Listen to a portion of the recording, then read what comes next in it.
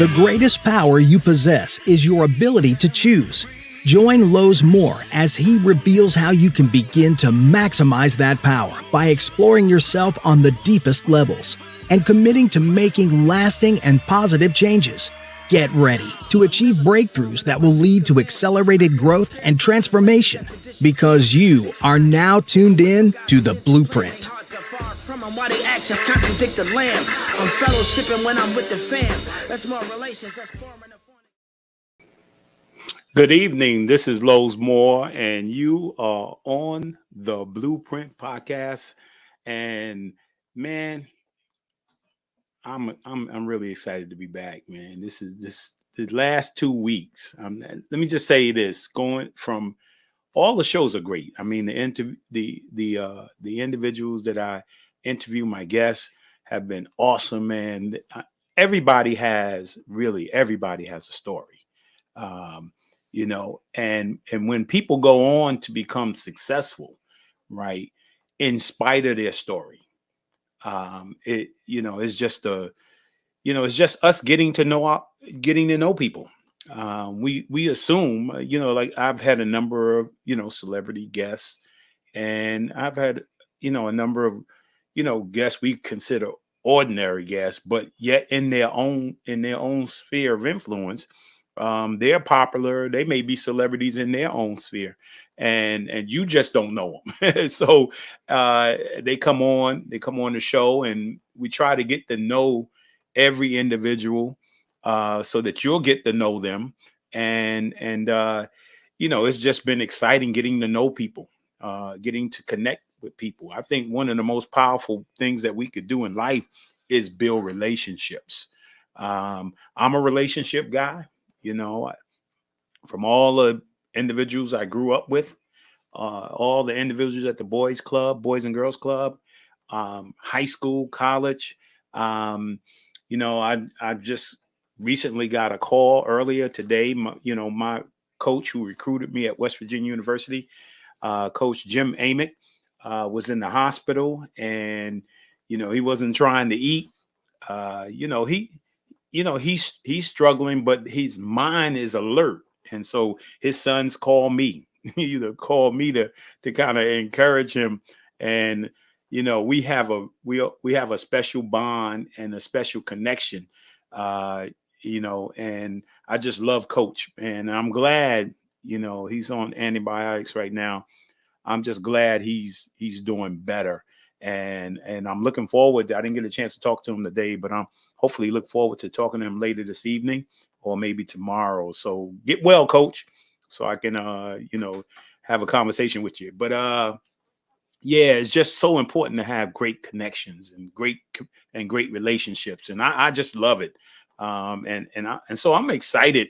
The last 2 weeks. Before then, I had some guests. They were excellent guests. I mean, we had excellent time. We had a wonderful time getting to know those guests. And then as I was praying one day, the Lord had me shift, and I called Pastor Paul, who you've met over the last couple of weeks. And, I just had something on my mind about the word stretch, right? Or stretching in 2022. And I don't know whether or not a lot of people responded. Sometimes people react to stuff, but I'm thankful for the response.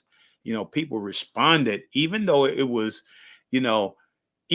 out the box. It's not our normal everyday conversation. Well, it's not your normal everyday conversation, but over the last 6 or 7 years, what we were discussing with Pastor Paul over the last 7 years has been a part of my lifestyle now. So it was out the box for you and in the box for me. So and I hope that it calls for you to stretch yourself, to think outside even your own box, right? And I was excited to bring it to you. And so again, I've been on fire since since those two shows, and I'm excited about tonight and can't wait to get rolling. And so, without further ado, I'm gonna drop this pebble. It's a little bit bigger than the pebble, but I'm gonna drop it anyway because I'm expecting a ripple effect tonight. Whether it's you get it tonight, right, or something that's said by my guest tonight, you get it next week or somewhere down the road. I heard somebody say something about something, and then they get it. Yeah, I remember on the blueprint this person said this, right? So you never know where the ripple effect is going to impact. So I'm really excited about tonight and my guest. And so I want to get rolling. And just a couple of things. Sometimes you see around my logo, you'll see the seven spheres of influence. So I don't know if you seen that before, but there are seven spheres, and usually when I get a guest, right, my guest could be in one or more spheres of influence, meaning like you could be in a mountain or sphere of religion, spirituality, Christianity. You could be in that mountain, that sphere of influence, or you could be in education, you could be in government and law, you can be in business and finance, you could be in sports, arts, and entertainment. I believe everybody has a gift and a purpose to use a gift in a sphere of influence, one or more spheres of influence. And so tonight we're going to be really uh, in a sphere of what I consider to be business and finance or entrepreneurship and uh, mission, marketplace, ministry, and and because all those spheres are important. And so to learn about a sphere, learn that you could, if you find yourself to be a Christian, that you can go into a sphere of influence and impact that sphere, or you can start something in that sphere. If God leads you to create an assignment in that marketplace, then you can, right? And a ministry. Remember, I think Pastor Paul said that everybody is a minister. Uh, Everyone who's a Christian is a minister 24 hours, 7 days a week. We all are. And we are minister and have ministries in our own sphere of influence. So, hey, you go to church to be equipped. And after the equipping, you're supposed to go into your gifting, your assignment, and you're supposed to perform or not perform, but you're supposed to fulfill your assignment. So let's jump right into this. I'm going to start out with the book of the week. Now, Breaking the Habit of Being Yourself by Dr. Joseph Dispenza. Hey, this is a mind blowing book. Man, if you could get this, I got it on audio, right? So when I'm walking or riding in my car, it pops on, right? I believe, what the scripture even says it in Romans 12. Present your body as a living sacrifice, holy and acceptable unto God, which is your reasonable service, and be transformed by the renewing of your mind. I think the renewing of your mind is key, right? And I know that I would have never been had opportunity to be successful in college and in high school and college and go on to professional sports without changing my thinking, right? You hear the scripture that says you can't put new wine in old wine skins, right? You can't take a new idea and put it in an old mindset. It's not going to work, right? And so if you're going to be successful, if you're going to grow, right, if you're going to reach new dimensions, right, then you're going to have to change the way you think. And in 2022, we're stretching ourselves, right? We want a new mindset.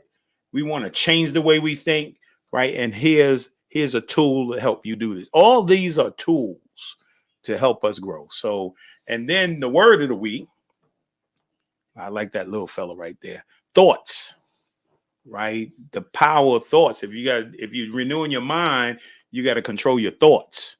Man, I literally, as I'm getting older, I get up in the morning, man, my mind always wants to jump to something negative, right? But like David said, right, you got to encourage yourself, right? So when I get up in the morning, I need to change my mindset right away, right? I make sure that I either read a scripture or I start to get my mind on I want to hear a sound, whether it's the word of God, and I want to change the frequency I'm in, and I want to change the vibration that I'm in so I can move forward and do God's assignment and enjoy the day. The joy of the Lord is our strength. So when I get up in the morning, man, I want some joy, right? I don't want to be being sad and depressed and in anxiety. I want to get up in the morning. I want to get excited because God gave me another day, right? So that's the word.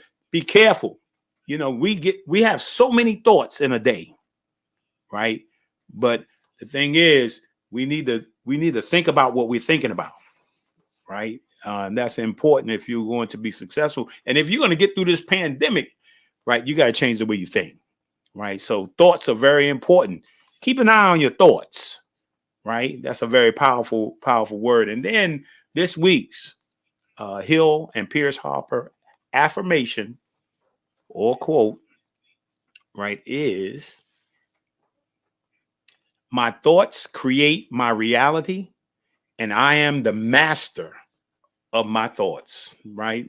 Sometimes you got to just say that in the morning. You got to, hey, take these affirmations, put them down, man. And when you put them in your toolbox, right? And when you need one of them, bring it up, right? And so then this week, I have the music and movie of the week. Now, I was just introduced to this gentleman here, and hopefully I could get, all because of you, right? Elijah Oyelade. So look him up, man. He's one of the most. Check him out on YouTube. He got like 1,000 praise and worship songs, man. And when you hear him sing, right, there's an anointing on his worship, right? I mean, just awesome situation. And I think I had changed the movie. I like Gladiators, but I had changed the movie, and I had changed it to Limitless. Right, I changed the movie. I don't know if that got. I think I put the wrong one on, but for the movie. But there was a movie called Limitless. I don't know if you remember that movie, right? And that's where the guy was down on his luck, and they came out with this new drug, right? And they gave him the new drug that caused him to think without any limits. I mean, it was nothing he couldn't figure out. No math problem, no science problem, man. No business problems that he couldn't come up. He was just thinking so fast. I mean, literally, right? Our mind is so powerful. Even more, the computer I'm on now, even the computer you may be on, right? Even your cell phone, your mind is 100 times faster, right? And 100 times more intelligent than all those things. I mean, God has made us unique. Right, there's nothing you could create is better than us, right? So make sure you realize that ultimately we really don't have any limits, right? And when I was playing basketball, I always felt like I was limitless. There was nothing I couldn't do, no shot I couldn't make, no person I couldn't stop, right? And so awesome, man. Then now I got a quick shout out. Really, that's my godson, my son. I want to say happy birthday to Jamal. And again, congratulations, man. He graduated earlier this year, becoming a full-time nurse, right? But I want to say happy birthday. We go way back. I love that guy, man. A brand new fun. But he got two of my grandkids, Amaya, man, and Jade. Man, Jade was born on October the 31st. 29? He's 29? No, the baby was born. The baby was born on the 29th. I thought it was the 31st. But then right after that, my daughter Michelle also had Hartley on November the 1st. Man. Let me say this before I before I transition to my guest, right? You know, when my daughter had Dakota, right? You seen Dakota on the show, and I had Dakota all the time, right? And now it's two, well, actually four, but two that I've never, I had them on Friday, and I tell you, no, it doesn't work. I mean, I was having a hard time, man. They were not they were not listening to Pop Pop at all. Right? I was trying to get one quiet so I could dress the other one. I was trying to get that one quiet so I could dress the other one. I was trying to feed that man. Let me tell you something, man. I will come up. Let me just say this. I'm limitless. Right? I will come up with a routine. They think they beat me. Right? But they can't beat Pop Pop. I got routines, man. I figure this stuff out, man. God's gonna download in me something to figure this thing out. And I will. I'm going to win. I'm a competitor, so I'm going to win. Them little kids ain't gonna drive me nuts. I mean, I'm gonna have a good time with them. We're gonna have some fun after a while. So anyway, I got one more shout out, and it's, I want to say it's not official yet. I don't know who jumped the gun on Tom Brady. I told you I like excellent athletes that are excellent, right? But somebody jumped the gun, but he hasn't officially retired as of yet. But I want to give him his props anyway. Tom Brady's just awesome, man. I mean, what can you say? Somebody should put a goat up there, man. Put a goat up there for Tom Brady. He the man, right? And I'm sure a whole lot of people, if he's gone when he announced it, there's gonna be a whole lot of people in an NFL going like, thank God that we got an opportunity to win a championship. So again, thank you for your support of the Blueprint Podcast, man. I love you guys, man. And let me show you this video, and then we're gonna jump right into for our guest tonight. Oh, I forgot. Next week we got Tabiti Boone with the Allen Houston Foundation, New York Knicks, and was a part of Obama's fatherhood initiative on next week. So tune in. All right, let's see that video. We're gonna have a good time tonight.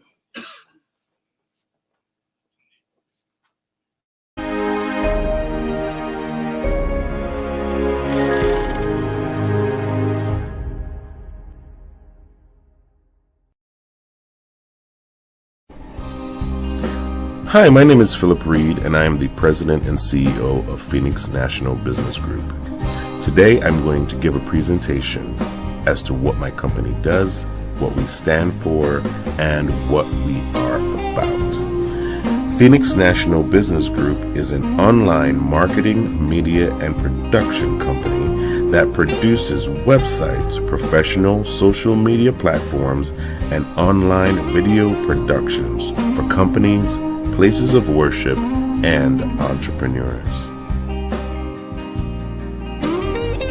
Our programs also includes a unique series of talk shows and online events that empower the public with information that will improve their lives, with positive, uplifting messages reflecting the love of God and His vision of grace and restoration for the world.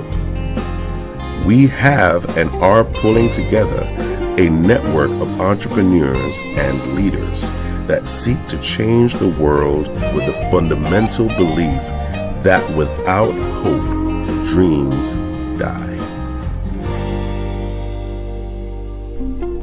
Not only do we develop and produce. Well, I didn't want to show y'all too much. Man, my wife is over here, man. Is that Barry White? Philip Reid. Philip Reid in the house. Where did they dig up that? Thank you, man. Thank you for playing, man. It's good to be on, man. It's good to be on here. You were like, yeah, man. Show you right. Come join me now. You know how it is. Oh man, when I heard it too, I was listening to my earphones the other day. I was like, man, boy, deep voice. Show you right. Oh man. Oh man. Oh, that's awesome, man. That's So awesome. Phil, how you doing, man? I'm doing great, bro. I'm doing great. Great to be on here and just be talking to you, fellowshipping with you. This is awesome. Well, yeah. Now I know I'm gonna start out with this curiosity conversation, Okay. right? Okay. And Let's go. before we get into who is Phil, right? And I know you said something earlier, but you made the comment on the show that I think maybe the first or second show you made the comment. Yes. This is an uncommon conversation, you right? So That's right. That's right. That's what I said. So take a moment to talk about what you heard over the last couple of shows. So you guys were talking about the quantum realm and dark light and all this stuff, man. And I was like, I'm trying to get into it. I was like, what? This is some deep stuff, right? But honestly, it woke me up to a couple of things, man. I started really going into what that really meant, and to break it down in how I saw it, I started to see that in the beginning, God in the beginning. I started looking at that, studying that integration of Genesis 1, and it says, "In the beginning, God." And I saw in a quote, it was saying that it should be reversed. It should say God in the beginning, because God comes before the beginning, right? And I was talking to Paul about what the revelation I got from that is that in God Himself is a reality, because the thoughts of God are not hopeful thoughts; they're realities. God doesn't hope for something to be; it is, even as He's thinking about it. You know how we think about something and it's not a reality yet. It's like we have to wait and we have to process it for it to become real, right? We have to work at it and break it out. Now, when God imagines something, it's already done. It's considered a reality in itself. So I would call that the reality beyond reality, right? Yeah. And and I thought about this. Now, when he said to Jeremiah, "Before you were even in your mother's womb, I knew you." There's something really specific about that, because he's saying to him, not that I made you. He's saying, I knew you. I knew who you were, Jeremiah, before you were even existing in this world. Right? So your spirit was in my spirit. Look at this. Yeah, I like that. Yeah. Right? Your spirit was in my spirit before you were even thought of. So how we look at life flows and the plans that God has for us, man, listen, we have no idea. We have no idea.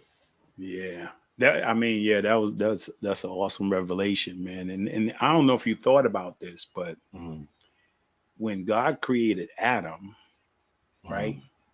We were all in him.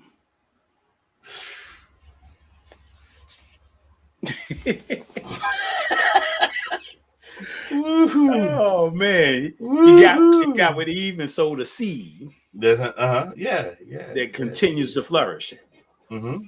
Yeah. It's just, God. See, I don't want to start talking because this could go on. This could go on. So I'm trying to pull it in. You know what I'm saying? Yeah, me too. So yeah, let's get rolling, man. Three of my very important questions in getting to know a guest is, number one, the importance of family, the importance of education, and the importance of faith. So take us through who is Phil. I mean, where did he come from? I mean, mom, dad, siblings, Okay. into like, eventually you and your wife, children. Yeah, give us Wow. a yeah. We got to Okay. get to know So Phil. how long is this program now? So because when I was in my mother's womb, He still knew you. yeah, man. Well, all right. So I was born in Jamaica, and I grew up mainly in Yonkers, New York. So I came here when I was like, Oh, that's my yeah. rivalry city. Oh yeah, yeah, I know, right? Yeah, Mount Vernon. Yeah, yeah, I Yeah. know the deal. I know the deal. I got a lot of friends there, man. A lot of friends. Yeah, I ain't got nothing against Mount Vernon. You can't help where you're born. No, you can't. You can't. Yeah, but so you grew up in Yonkers, and actually went to Saunders High School. Wow. Yeah, went to Saunders High School, and graduated there. Uh, then I went to Mercy College over in Dobbs Ferry, Okay. right, and got a degree there, and then I got married. This was my first marriage. I went through my first marriage and went to Tennessee. Lived in Tennessee for a while. I'm giving you all the summarized version, really chopping it up. Yeah. Oh, but by the way, my father was in ministry. I'm skipping through that. So I was born. I'm a PK. I was born in a Church of God kind of a situation. Mm-hmm. And so my father was a pastor, and I have two sisters, Michelle and Carlene, and they both think they're my mom. Okay, so so I got three moms, just to let you know. And so they're my older sisters too. So that tells you the whole story. I'm the younger of the three. So yeah, what else? What am I missing? See, I went to Nashville.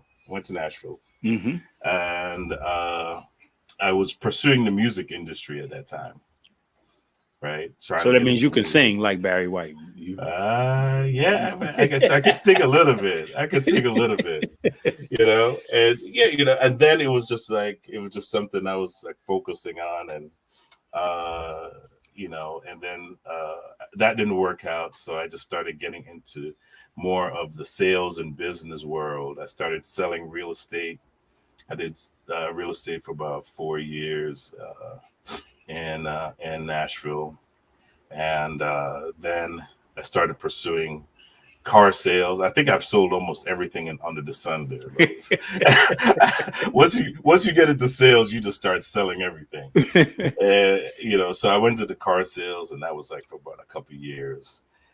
Then I moved back. To New York after maybe about 10 years in Nashville. Moved back to New York, and just started doing a few things here as far as business to business marketing.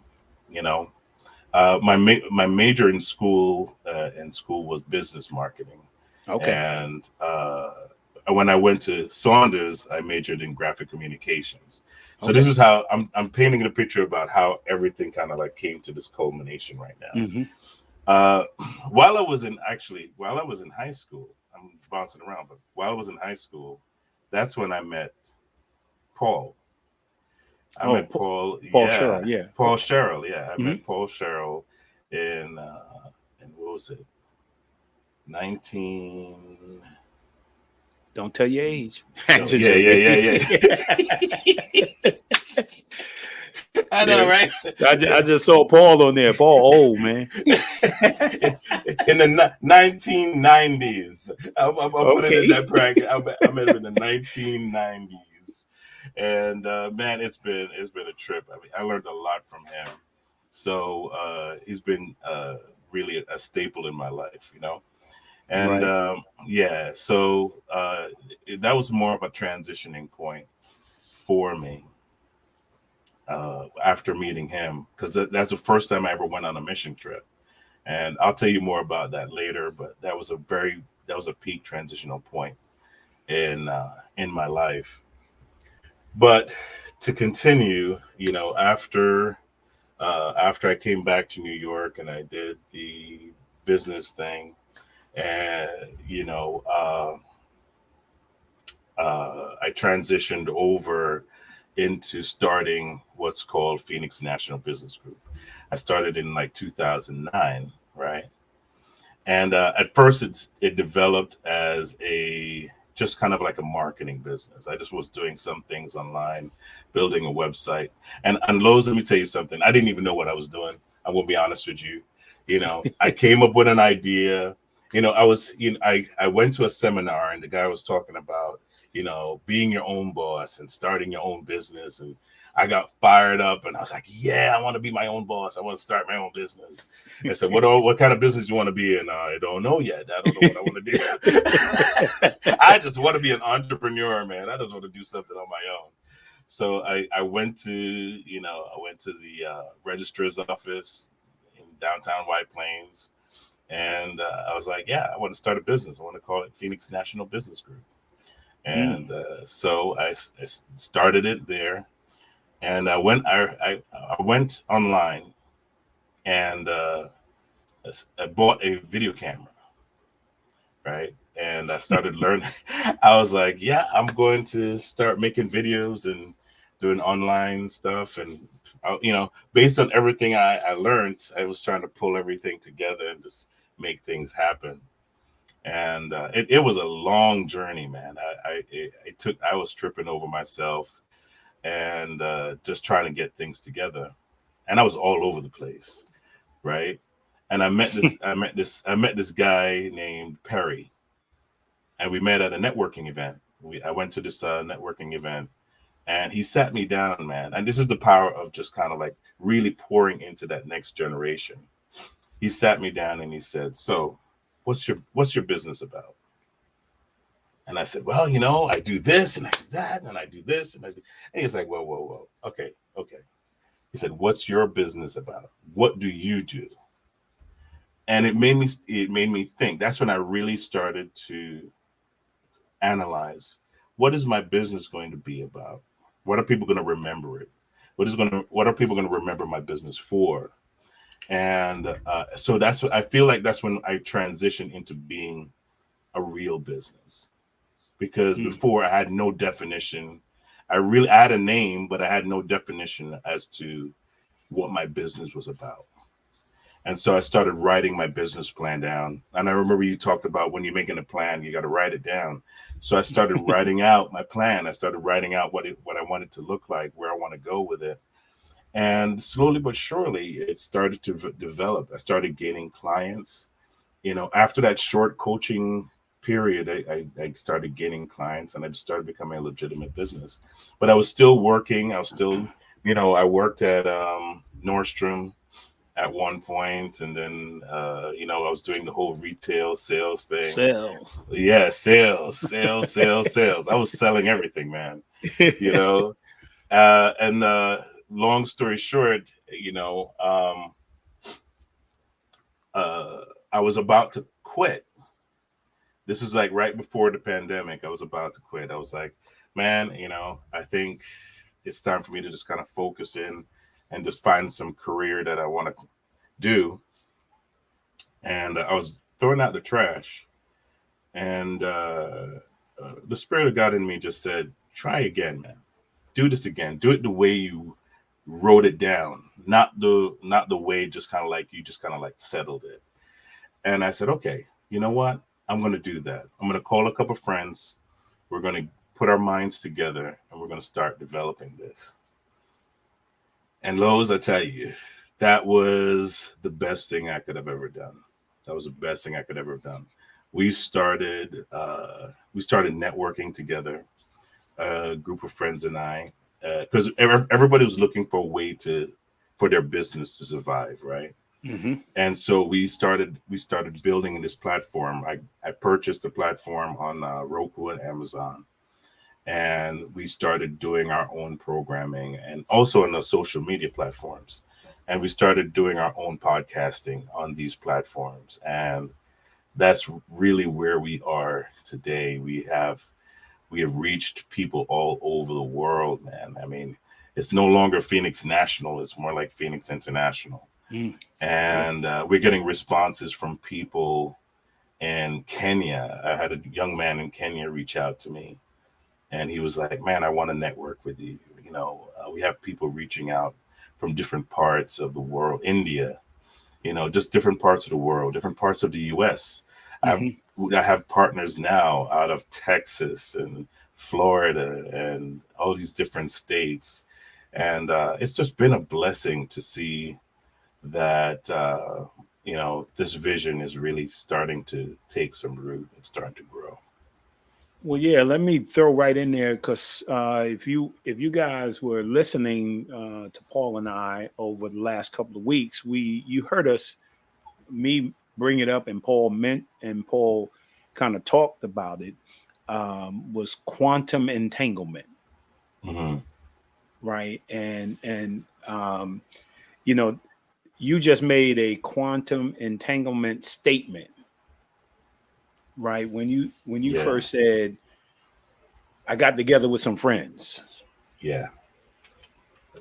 right? and Hmm. and from getting together with the friends, right, it causes for other connections, because you know other connections to come in, networking, people Right, got ideas, because you're stronger. Really, everybody thinks they're going to build a business by themselves, right, right? right. And literally it takes a team, right? And when you all get in there, get on the same page, right? Then all of a sudden it starts to come together. And then this Hmm. person knows this person, that person knows this person, they hear it over there. And that's what a quantum statement is, or quantum entanglement is, as Hmm. well as when when in the scripture it says, I am in the Father, Hmm. and the Father's in me, and I am in him, Mm. right? Wow. And he's Yes, in and yes, he's in yes, me, right? yes, yes, That's yes, a yes. quantum entanglement Entanglement. statement, that Yeah. you can't be successful without the other, No, right? no. I mean, when God is in you, I mean, Hmm.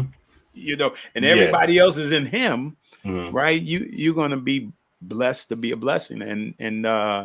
And yeah, I could see that connection as being very, very important. And you're gonna see more of what I consider these walls coming down of tradition, Hmm. denominations, all that stuff coming down, becoming the body of Christ, Wow. right? Hmm. And becoming, it's all about Him. It's not about your Absolutely. tradition. It's not Right. about your denomination. All that stuff is all about Him, Absolutely. right? Absolutely. And when you get entangled with Him, Mm. right? Everything changes. Yeah, when you get intimate with him, man, the whole world opens up to you. But Yeah. yeah, I just thought I'd throw that in there, man. Man, But no, listen, no, that's no, that's exactly where you're going is exactly what happened because at first, I was even wondering why I had the name, right? And it was during the pandemic that somebody said to me, they were like, "Your name fits the period that we're going through because the phoenix is a symbol of something rising from something that was destroyed and becoming more powerful than it was in Mhm. original state." And I look at it as the church. Sometimes we lock things in, and we just say if it doesn't look churchified, if it doesn't look like it doesn't feel like it's a Christian kind of a statement logo, then we mark it out. But it's all about what God has spoken into existence and the things that are real versus the things that are just tangible. There's a difference. There's a difference between things that are just tangible and Mhm. things that are just real, because there are things that are real that are not tangible, right? And Mhm. you guys talked about that. You know, you talked about what the faith being the substance of the things that are hoped for. It is a tangible thing, but it's not. It's a real thing, but it's not in a tangible world. Right. And sometimes we want to just kind of like cling on to things that we can touch versus pursuing the things that are real. Mm. And that's the pursuit of this whole thing. In fact, our whole company statement is about winning together. So we're not about the superstar mentality. We're about pushing each other to the top. And if somebody reaches to the top, this is our company motto, right? If we're pushing each other to the top, and you make it to the top, we celebrate you, Mm. right? Because when you win at the top, it's us all winning together. It was a collaborative effort, and we all know that we help to push each person into their vision. And if we keep that focus, if we keep that mentality, everybody wins, right? Hmm. Everybody will end up at the top at some point. That's So, right. you know, we're about changing the mindset of business. You know, we still believe in being competitive. We still believe in, putting it yourself out there and competing with, your similar market. But we also believe in collaboration and working together and synchronizing and moving forward. And that's really what this is about. This idea is about. Yeah. And many of you know that all of last year, um, I was a part of uh, a program called Westchester Launch 1000, trying to learn about entrepreneurship and starting businesses. The county of Westchester wants to launch 1,000 new businesses. I think the new one is just started. I completed my assignment in December, but what if you're in this sphere of business and finance or entrepreneurship, and you or ministry, you're looking to start a ministry, you're looking to start a business, right? Phil just gave you some nuggets or dropped some dimes about we all start out with kind of with an idea, and we just we throw it to the wall and see if it'll stick, Hmm. but it's a little bit more complex than just throwing stuff to the wall. But you do have to know. I mean, the guy gave you some good advice. You do have to know what what your business is, Right. and that was the first thing that they asked us in phase one. What do you want to do? Right. So here's a nugget. What do you want to do? What is it that God is put on your heart? What's your assignment? What is it that you want to do? Write that down, right? Develop your blueprint for it. Develop your plan for it. Write it down in detail, right? And then the second, I'm not going to get to the whole thing, but the second thing in phase two was, right, what you say you want to do, Write it does down. it, does anybody need Right. it? you Wow. know, does anybody need what you think Mhm. they need, right? And then we spent all of phase two, taking it to people and talking about it without talking about it. Like, don't bring up what I do and have conversations to see whether or not people need what I do. Can I want to add something to that. Yes. When I first started, I did a research, and there was this, I believe it was a Harvard study, and they took two different classrooms, and they told them to build a specific object. I'm going to say uh, a car. I'm going to play around with it and say a car. So each class got an opportunity to develop it. But one had to plan and then build, and the other one had to just build. And as they make mistakes, then they come up with their ultimate idea. The point of the exercise was to show that you can spend a whole lot of time thinking and not putting anything to practice, and spend all this time in development trying not to make a mistake and not come up with an idea. But the group that kept making mistakes, they'll put the pieces together and they'll put it out there, and it didn't work. So they came back and they put it together again. They kept learning from their mistakes. And at the end of it, they came up with about 3 or 4 different models of the item that they were asked to put together, versus a team that just kept thinking about, well, this could be wrong and this could be right.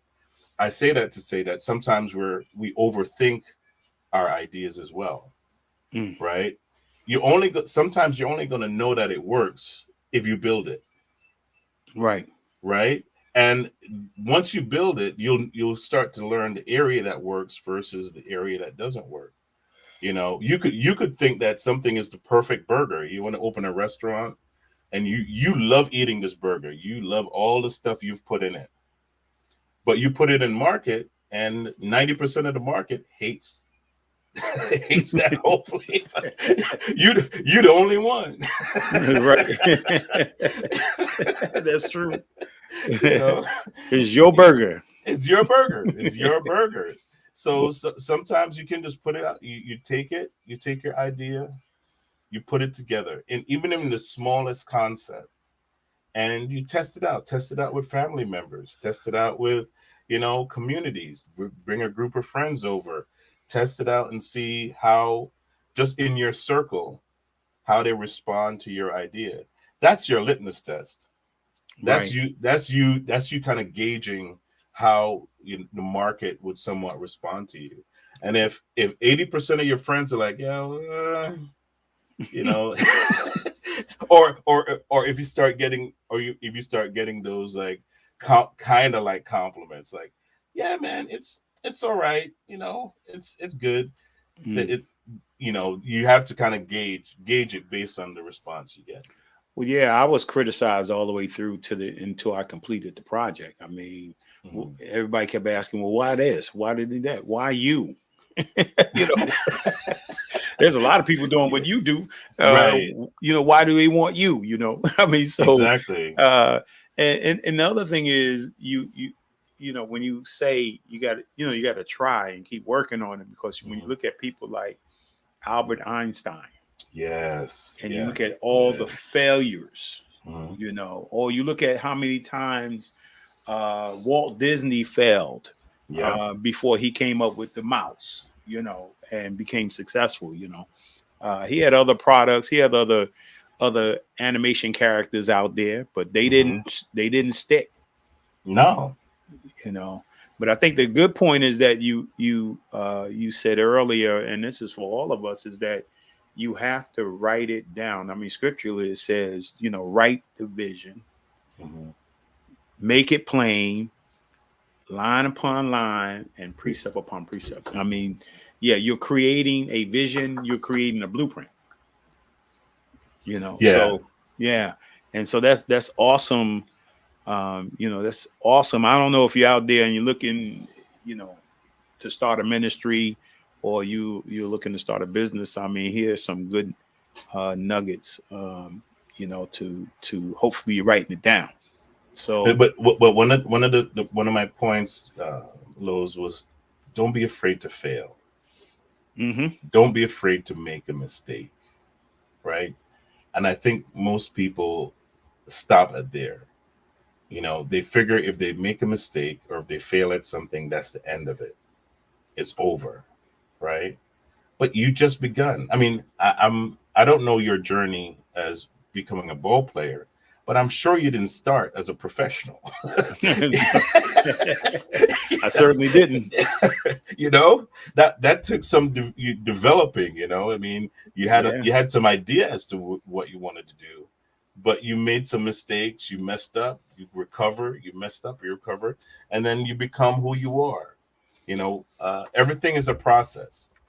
Everything is a process. Yeah, and I think remember, this is interactive. So I don't know if you guys are looking to start a business. I keep saying it over and over again because you never know.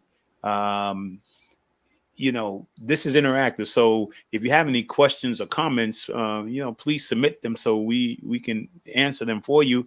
Especially Phil, from that aspect of it. This is so good, man, because I mean, we should have had this conversation before I got started with my entrepreneurship program. But No, I mean, you know, Lowe's, there's so many things I would love to encourage people on with this, because even when it comes to failure, most people will kill your idea before you even start to try and develop it. And like, for instance, before the airplane was a common thing, the guys that were inventing, trying to build an airplane, everybody said they would fail. Everybody said they would fail. When I was watching a documentary the other day, when they were about to add sound to television, they told the guys, no, sound, that's not going to work. That's going to fail. Nobody wants sound on their movie screen. Now, that's all you get is sound. That's all you get is sound. Right? Yeah. I mean, sometimes you share your ideas with people, and because they don't have the vision, they will kill it. They will tell you, nobody needs that. Nobody wants that. But then you put it out there and you realize most people are looking for something like that. Right. And so you can't kill your idea in conception. You can't just say, well, it's not going to work. I did the numbers, and the numbers said it's not going to work. There's so many ideas out there right now that are successful that the numbers said they wouldn't work. And they're extremely successful now. Well, I'm gonna make a confession in a minute. Our good mayor, did an awesome job this weekend, man, with the Nor'easter, man, got them streets cleared. Man, I was excited. He said the journey has just begun. Perseverance through the process is critical. Yeah, awesome. Yeah, thank you for that. And I'm gonna make a confession. Go ahead. Yeah, the New York Knicks won an NBA championship back in 1972. I'm sorry. I hope you get the chance to see them win one in your lifetime, but I seen two. So, I wrote down on a piece of paper, stuck it on my light, that I was going to play in the NBA with the New York Knicks. Right. And although, my homeroom teacher and my gym teacher discouraged me. Right. Because, I was thinking I'm just going to go play basketball. And they were like, look, you need to graduate elementary school. You need to graduate middle school. You need to graduate high school.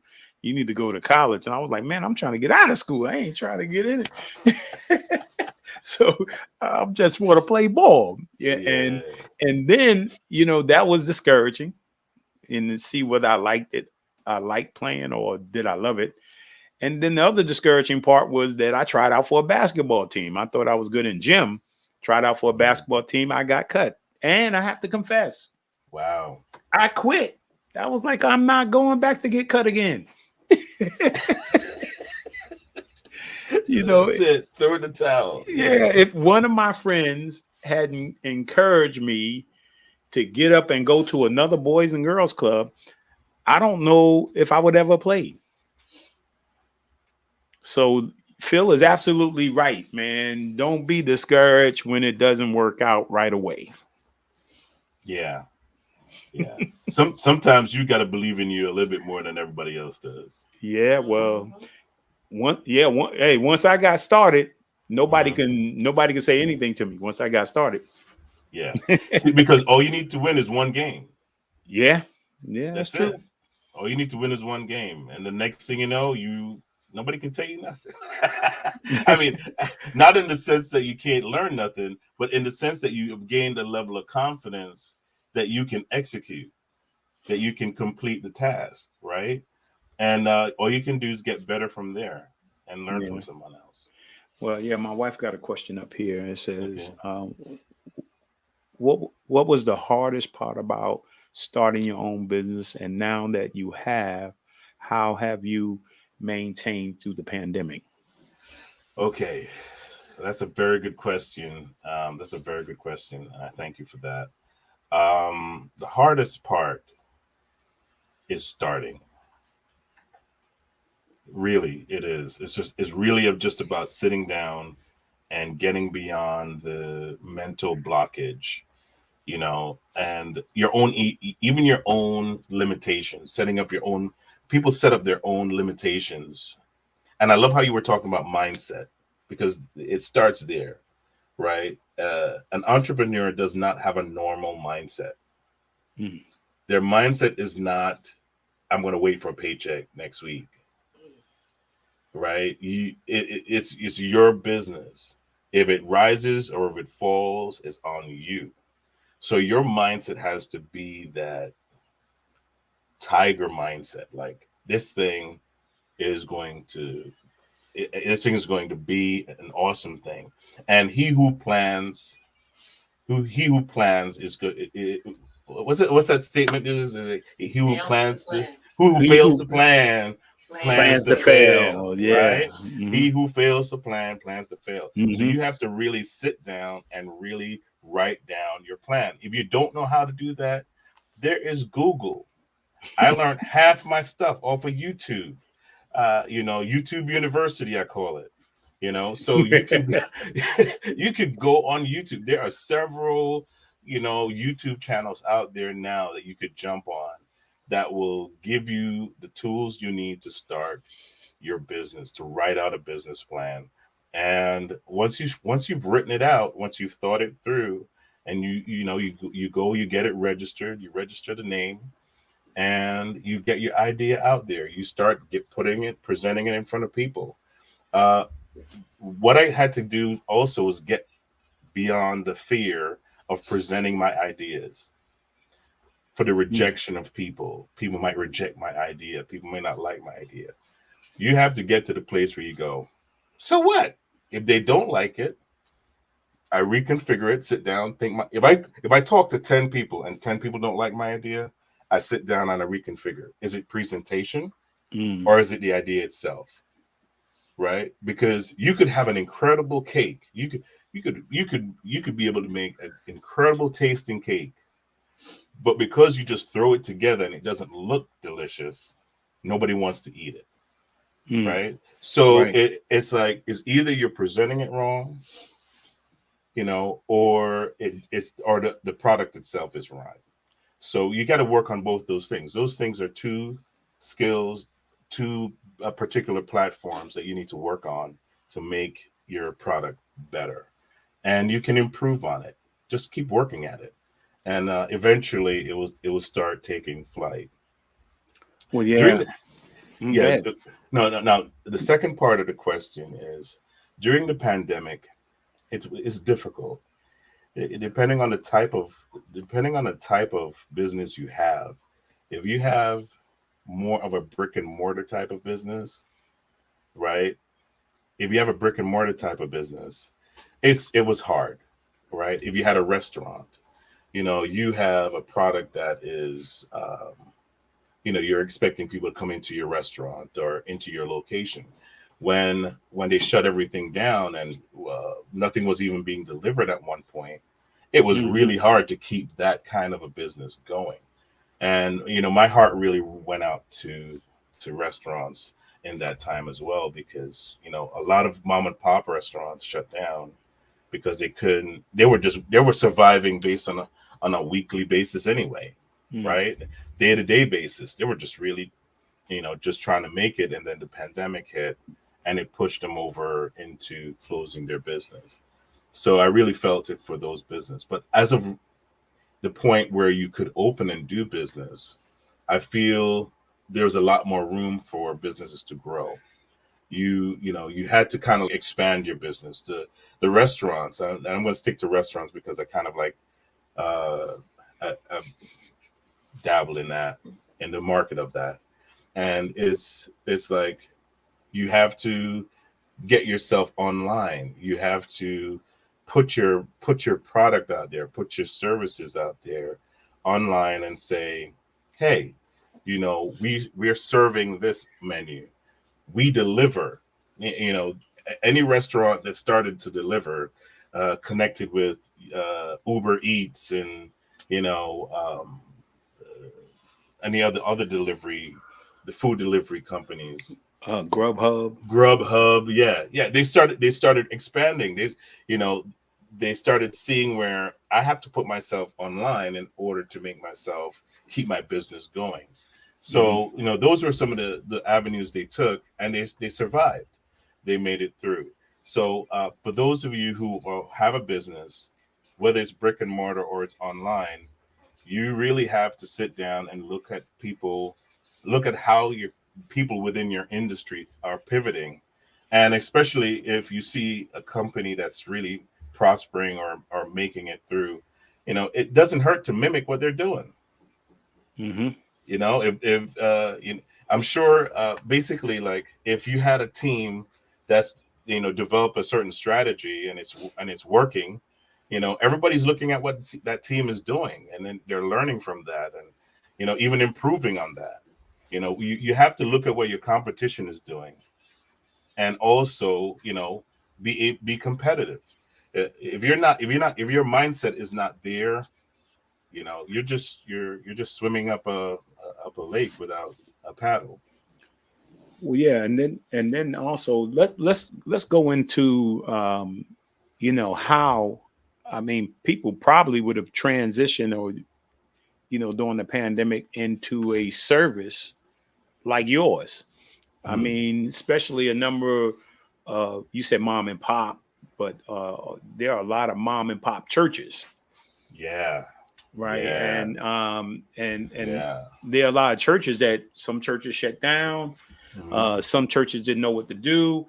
I hear people all the time, I'm not on Facebook, and it's cool. Facebook, you have to use it for whatever the What need. it Yes, is. Yeah, yeah. use it for what it is. First of all, in life, Yeah. everything is crazy. You walk out the Yeah. door, everything is crazy. So on Facebook is crazy. I mean, but when you go out, you just know Mhm. what you got to focus on what you're trying to get out of when you go Mhm. out, Right. right? And so when you're on Facebook, man, I mean, I met more friends, people I went to school back in the day, people I was looking for. So it's a tool It's a tool. that you have to learn how to use. Social media is a tool. So for those who had already dubbed into social media, Mhm. or when the pandemic hit, a lot of, I would say 90% of the churches probably just went, okay, we're closed.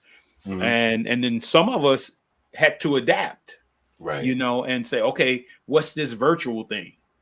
And people was like, wait, let's try to figure it out. Now my wife, man, she just automatically jumped into it, and just Mhm. started like, oh, Zoom. Oh, we could do Zoom. We could do this. And some Yeah, people were yeah. saying like, hey, Mhm. no, well, that's gonna take. No, she said, no, we gonna be on there next week. So I Right. mean, and people take that kind of attitude too, is that things change, Mhm. right? And you got to change, and certainly the pandemic caused for all of us to think differently. Absolutely. But what I love about that too, Luz, is that what your wife picked up on was, she kept in touch with avenues that are available. What most people do is they look at what's working, and they don't consider other channels, Hmm. right? So, the common saying is, if it ain't broke, why fix it? Right. But if it ain't broke, why not improve on it? Hmm. Right? Why keep it in the same place that you've had it for the last 30 years? Because within 5 years, that whatever you're doing has become irrelevant. Most people don't even realize that things are changing around them consistently. What I know today, by tomorrow or next week, some of that information is outdated. Hmm. And knowledge is always increasing. We're in an age where knowledge has increased, and that's not a negative thing. Most of the time we associate that with end times, and the knowledge has increased. Oh Yeah. my God, the world is coming to an end. Well, knowledge has increased. Get as much of it as you possibly can. That's true. Yeah, yeah. Soak it up, man. This is a time where revelation is prevalent, and we're discovering things And that's why I love what Paul talks about by connecting science and the knowledge and Christianity, the knowledge we have in Christianity. I believe that if scientists weren't trying to dodge God, they'd have discovered more by connecting with Christianity than trying to go against it. Right. And vice versa. If the church didn't listen, when the television, it was said to me that when the television was first developed, it was presented to the church and we rejected it because we call it demonic. Anything we don't know or we're not familiar with, we demonize it first on our first instinct. Right. And then when it becomes big and we find ourselves not being able to do without it, we go, oh, it's essential. It's a tool. This is after 50 years. You know, it's time for us to really get beyond that point now. Right. And see the connection and the relevance of what the Bible talks about and what science has discovered, because science has confirmed multiple things, many things that are in the Bible. Right. It's become evidence. It's become a witness. Science has become a witness to everything that's in the Bible. So let's take advantage of that. Yeah. And let's live on, let's turn that into let's start becoming innovators, man. Let's start inventing new ways to travel. You know, let's not wait for the guy that's like just a scientific guy. Let the Holy Spirit give you a revelation of how to connect, you know, when God spoke light into being, and the scientific remedies that are developed around traveling close to the speed of light. Let's put those two revelations together and see what happens. Right. we could change this world forever. Well, yeah, definitely. And another example of that is George Washington Carver, right? Who was a man of God, who God allowed to talk to the plants. Wow. I mean, I don't know if you read his story. He used to talk to the plants, and God used to give him ideas about 100 things you can do with a peanut. I mean, he came up with look at all the things that he invented when he was in his garden and stuff like that, and talking to the plants. Wow. And how God would allow him to reveal all these inventions and solutions to things. You know, so yeah, I mean, it's all connected. So, could I want to throw a dime in that too, Lowe's. When Jesus said, "I'm going to leave you," right, and I'm going to send the Holy Spirit. You know what he said? He said, "The Holy Spirit is going to be given to us to teach us in all things." That's right. Now he could have said, "In all spiritual things." Right. And all things pertaining to the Bible. Right. In the word of God. And he could have just said that's the only thing the Holy Spirit is going to do is give you revelation of the word. But he said, no, I'm going to give you the Holy Spirit to teach you in all things. And I've got to tell you, when I got the revelation of that, I said, oh, so it's not just Bible. If I want to learn something in science, I could just ask the Holy Spirit, hey, listen, teach me, show me the workings of this formula. Show me how to get into this field. I've learned so many things since that time that I thought was impossible for me to comprehend. But all I do now is just ask the Holy Spirit to open my mind to understand. Because that's what he's there for. Right. Yeah. And there's so many examples out there. Dr. Benjamin Carson, you know, when he was separating the twins, how he prayed and God was showing him how to do the surgery. He testifies about all those surgeries that God was intervened with them, you know, and doing those things. So just amazing. So I want to dive into some of the services. I mean, you know, and also I want to say this too as well, is that and there's the overt what I consider the overt ministry. Mm-hmm. And of course, in your programming, you have overt ministry, right? Where we talk about, we know we're going to talk about God, Right. right? And all those who love talking about God accepts it, right? And then there's the covert side of it, right? Where you still doing God's work, Mm-hmm. but you don't necessarily make it religious or spiritual, Right. even though you're having the same impact. Mm-hmm. So some of those services that you have, and one of them, uh, I'm again, thank you for allowing me to be on the bishop's corner. Yes. So talk to us a little bit about the services that you provide, and also the other like podcasts. Okay, so the Bishop's Corner. I'll tell you how the Bishop's Corner came about. I woke up one day and all I heard was the Bishop's Corner, right? And I saw Bishop Scott, who's the host of it right now. And I said, okay, I want to do a show, kind of similar to The View, but with bishops talking about current events, current issues, like from the church's perspective, from a Christian perspective, but without the Christianese, right? Without the these and the thous, just really hitting it straight on and talking to people where they are.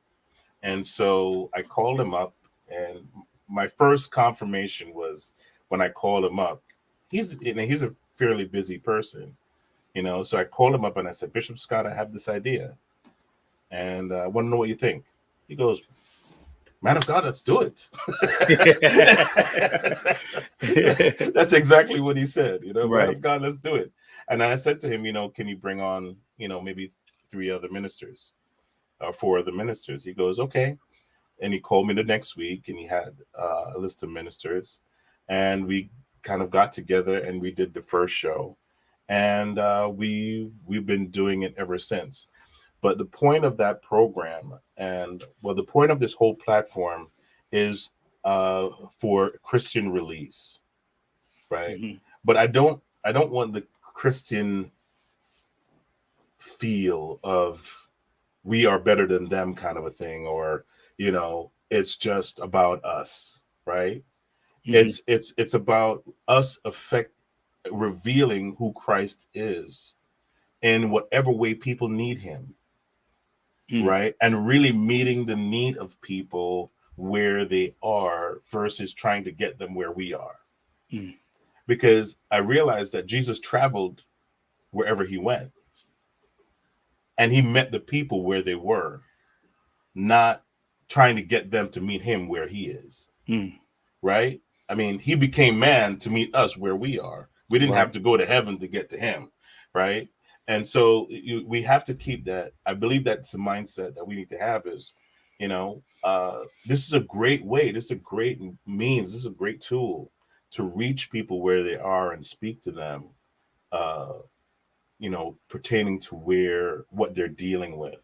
People were locked in hospitals, man, separated from their families. Families couldn't go see their family members who were in the hospital, with COVID, and some people lost family members that they weren't even be able to say goodbye to. They weren't even able to really kind of get that kind of closure. And so, in thinking about that, we really wanted to kind of touch those things and really make a difference in that area. Right. And so you got other shows. Yes, so we do have we have some other shows. We have Just Us Girls that comes on Fridays at 6, and it's ladies that talk about ladies issues, the things that that ladies deal with. And I can't say nothing else about that. That's as much as I can talk about. But I mean, it's a great show. It's a great show. And Deonda's Place, I saw you had Deonda's Place on there. That's been revamped. We're revamping that into a whole other venue, which I'll tell you about later. But Yeah. yeah, that's going to become something more of a brick and mortar. So yeah, we're really looking at that. Um, we have a rotation of different programs. We have a few professionals that we call the Phoenix National Business Group, right? And we Hmm. do, yeah, we do a sequence of programs between Tuesday and Thursdays. And on those programs, you will find different professionals, and they come on and they share their professional opinion about real estate, finance, health, uh, health and wellness. We have a health and wellness expert, Karen Mayo, who she's a number one bestseller on Amazon. Her book is called Mindful Eating. Excellent book. Mm. And she's really a wealth of knowledge, man. I wish that people would catch her programs. It's only on the third and fourth week of every month on a Thursday. And then we have Richard Cuzio, who is our senior loan officer, and he does mortgages, all different levels of mortgages for different folks. One of the most detailed people I know. Right. Like seriously, very very detailed. But he comes on and he shares his information. And the whole point of our program is to empower people, right? We Hmm. want we there's sometimes because of your income level, information gets cut off from you, and there's no other place to discover that than in the marketplace. Right. Because it's almost purposeful that if you're in a certain area, you get certain information, and we want to break that. We want to really penetrate and get some information to everyone. How to own a home. That's one of my personal ambitions, is Right. teaching people own something. Don't just you don't have to rent for the rest of your life. And even if you think it's impossible, there is always a possibility that you're able to do it. That's right. Definitely. And so Yeah. yeah, all these programs are geared around empowering people and giving them the tools they need in order to get to that next level. Yeah. And you have some other business services that you provide for Ooh, individuals. yeah. So some of my services are, well, I build websites. Everything is tied into making things affordable for a young entrepreneur, because I I I want people to be able to even start their vision, start their idea. I remember when I was starting, and I remember how hard it was. I remember how rough it was, and everything seems so expensive. Somebody wants you to build their website. It's like it's $1,000, $1,500, $2,000, $500. You kind of like get exhausted as an entrepreneur trying to get your company to compete, but you don't have the ultimate funds to do so, right? Hmm. So on our platform and in our company, we build each other's business just through networking. We market each other's business together. So when you subscribe and you get a website, even just like a web page. You get your podcast. You get ways to market your business within a reasonable budget, and you don't have to kind of keep pouring out funds, because we're doing it together. We're winning together. That's the foundation of the company, Right. right? So we're trying to make that as affordable as possible. If someone was supposed to do this by themselves, Lowe's, I video ed. I did a friend of mine. He asked me about the video editing.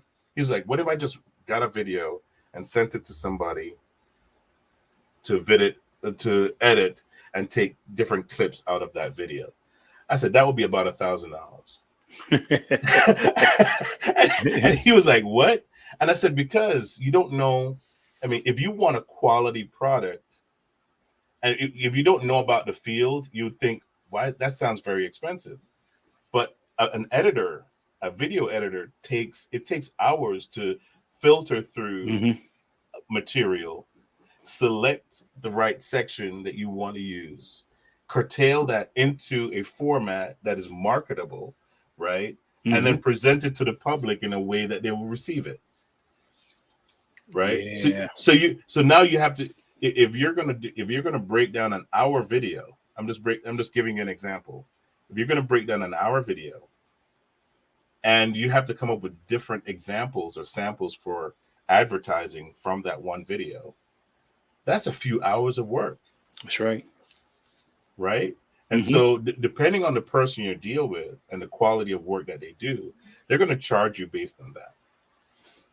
And so that's really the dynamics of this whole thing. How can we make all of those affordable for the common entrepreneur to make a profit? Wow. I said a whole lot of that. You did. And I don't know if anybody else out there has any comments or questions. You know, man, you getting some very valuable information this evening in regards to developing business. And I don't know if you're excited about wanting to impact that sphere of influence. I remember real quick when I started to really think about, and I was still working with the Boys and Girls Club, but every year I couldn't go because it was around the time, I can't remember. We always had in March, we always had our annual gala for the Boys and Girls Club. So I couldn't go, but I would purchase Bill Winston's Mission and the Marketplace. He used to have a conference every year, like the second or third week in March. And I always wanted to attend and could never, because that was our biggest fundraiser. And so I wasn't going anywhere then. And so, but I remember the story of a young lady who lost a grandmother. And they always love grandma's butter syrup. Right, it's just the favorite of everybody. It's like when she passed, she passed on the recipe, and look, the young lady said, "Look, we ought to do something with grandma's syrup." They're like, "Look, we ain't doing nothing with the syrup. You do something with the syrup like that." So, and so she started to pursue. Doing something. That's how much she believed in. And she had some people test it and everything, man. And they loved it, And so during the time Denny was having the problem with the racism problem. Yeah, I don't know if you remember that. This young lady used to call every Tuesday. First of all, she sent a package with the product. And she called every Tuesday at 9:30. Right, she sent that product to. She called Denny's every Tuesday morning. Wow. And now they had no problem. This is when they didn't have a problem. They probably was having a problem. Nobody knew about it. Right. And so when it all hit the fan, right, and all of a sudden. They fired the CEO, the president of the organization, and they hired a new president. And he came in. He said, "Okay, we have a problem. There's not enough diversity. Do we have it? Do we have any minorities?" And they didn't have any minorities. He said, "We have no minorities. There's no minority businesses out there, no products." Like, and everybody was like, no, we don't know anybody, you know. And then the lady who happened to be a part of the meeting was the secretary. She said, oh, yeah, there's a lady who calls every Tuesday. at night. She's been calling for a couple of years now Wow. at 9:30. Right. And so they got in contact with it. They tested her and tested the product, loved it. Right. And when you go into Denny's, you're getting that butter syrup. They signed up for $5 million. Wow. Right. And so it's crazy, man. You talk about persistence, make a plan, you know, do something. Do something. Do something. Right. Yeah. And you know, and that's the unique thing about God. You got like 5 minutes, but this is the unique thing about God. You know, he's a creative being. Yes. Yeah. You know, and man, within that creativity, man, we come up with ideas every day, man. And remember I said earlier about thoughts. Yeah. And my wife would tell you, I used to think of stuff all the time, man. You know, toothpaste. They don't have no toothpaste for kids. This is like way back in the day, man. We ought to make some toothpaste for kids. You know, and just thinking thoughts. Thoughts travel. That's it. Right. You want to talk about quantum, you know, quantum universe. It's a frequency. It's a vibration. So your thoughts are frequencies and vibrations. So you put it out there in the air, somebody is floating along there, somebody grab it and do it. That's it. You hit it. You hit the nail right on the head, man. You hit the nail right on the head. You ever thought about something and like a couple years later you see it on television? Yeah, that bubblegum toothpaste, man. Screens and car windows. Oh, screens and car windows. My wife used to talk about that all the time. Yeah, we do screens and car windows. Remember the screens and car windows? Yeah, all the time, man. You know, and I was Dr. Miles Monroe. You know, I think I mentioned it. He said, you know, the greatest places on earth are not your diamond mines, your coal mines, or your gold mines. Yes, I remember that. Yeah, but it's the graveyard where so many inventions never came into production. So many scripts haven't been written. So many songs haven't been written. Somebody died with the remedy for cancer. Somebody died, you know, with the remedy for diabetes. I mean, you know, and because we eat, sleep, work, and die. You just mentioned 90% of people's lives out there. Yeah. You got to do it. You got to do something with those thoughts that are running around in your head. I don't think people realize that their thoughts are tied to their purpose. They think they just get thoughts for no reason, but they never weigh where those thoughts come from. And that's the danger of having a great idea, but never applying it. Yeah. Because you could be missing out on your purpose, man. Well, you underestimating your thoughts will allow you to misjudge your purpose and your destiny. And you'll think, oh, I'm just getting a thought. It's just a thought. That's right. It's not a thought. It's not. That's your destiny calling you. That's right. It is. It's making a phone call. Hello, can you pick up? That's right. Yeah. I mean, think about the garden. Think about Adam. He just thought about, oh, that's what that is. That's a cow. Wow. Thoughts. Never thought about that. See, I never thought about that. Yeah. Now, another thing is, before we leave, I know we only have 1 minute, but mindset.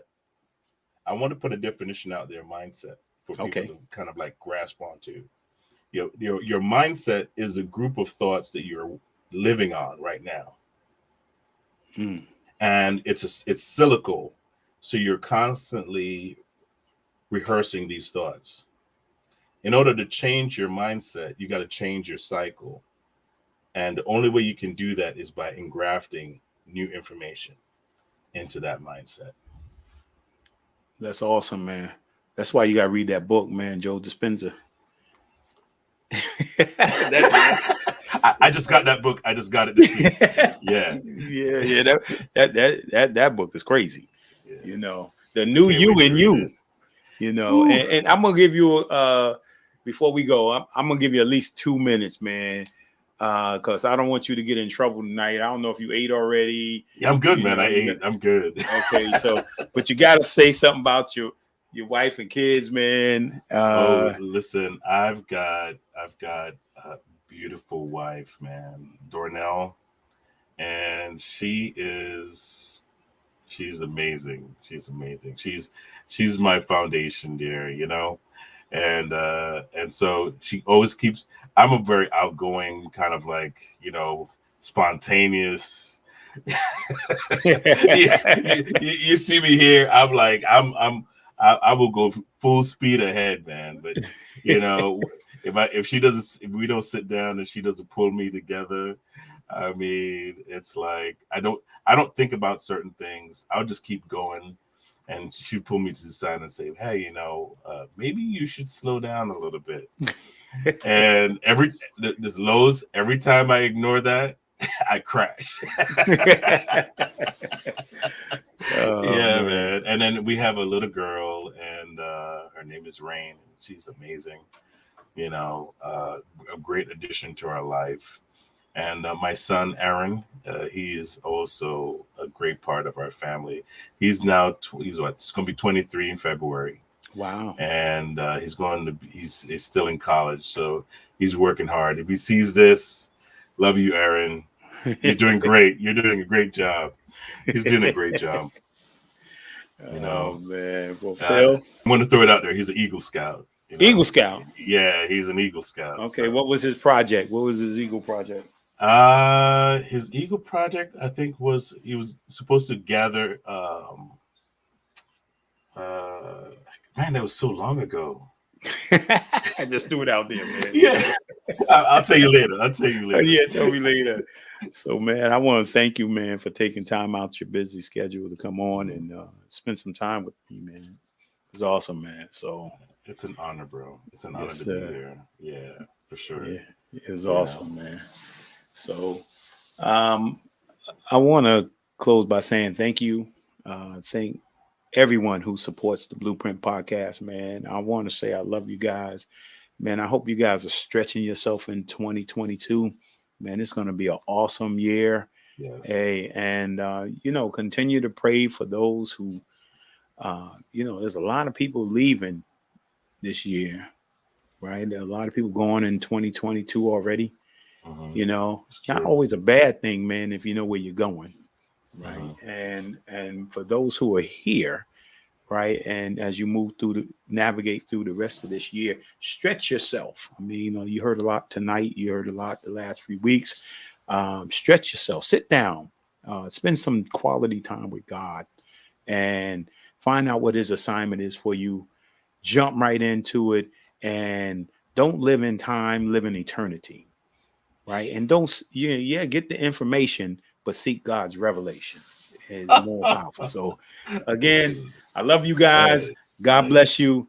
And I look forward to seeing you next week. We got Tabidi Boom. He's going to be here next week. New York Knicks, Allen Houston Foundation, and also Obama's champion for the Fatherhood Initiative. God bless you. Nice.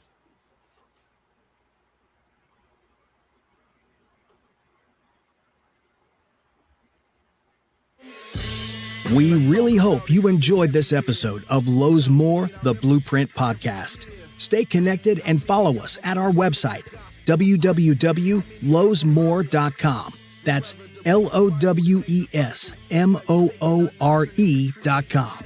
You can also join the discussion on Twitter at Lowe's More and on Facebook at Lowe's More Jr. As always, thank you for pushing your mindset towards a better reality. This concludes the most thought-provoking portion of your day. Don't forget to like and subscribe to this podcast to stay fully up to date with everything we're up to. Until next time, be kind to yourself and each other. What they teaching is a joke. I ain't buying it like I'm broke. Insufficient funds for insignificant.